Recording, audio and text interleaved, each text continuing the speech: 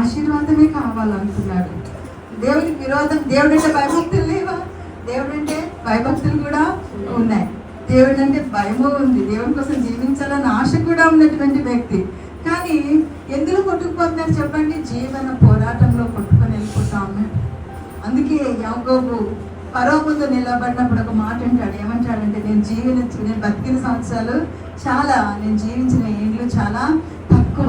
అంటే ఒక క్రైస్తవ విశ్వాసి జీవితంలో కూడా ఒక రొటీన్ లైఫ్లో పడి దైవ సంకల్పం అనేది తన పట్ల నెరవేర్చబడకుండా ఎన్ని రోజులు బతకొచ్చు అనమాట?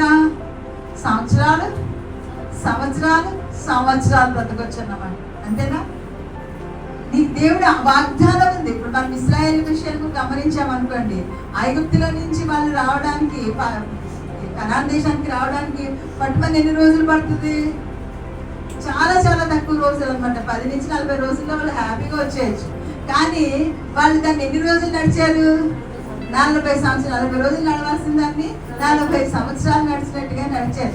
ఎందుకు అంత దూరం అంటే ఏంటంటే, దేవుడు ఒక మాట వాగ్దానం చేసిన దానిని మన జీవితంలో పొందుకోవడానికి చాలాసార్లు ఆటంకంగా మనం ఏమైపోతామంటే మన లైఫ్ స్టైల్ అండి, ఆ యొక్క రొటీన్ చక్రంలో పడి గొంతుపోయి అలాగే తప్ప దేవుడు మనతో వాగ్దానం చేసిన దాన్ని మనం ఏం చేయలేని చెప్పండి, పొందుకోలేకపోతుంటాం. అంటే పొద్దున్న లేసామా, ఇంటికి వెళ్ళామా, వచ్చామా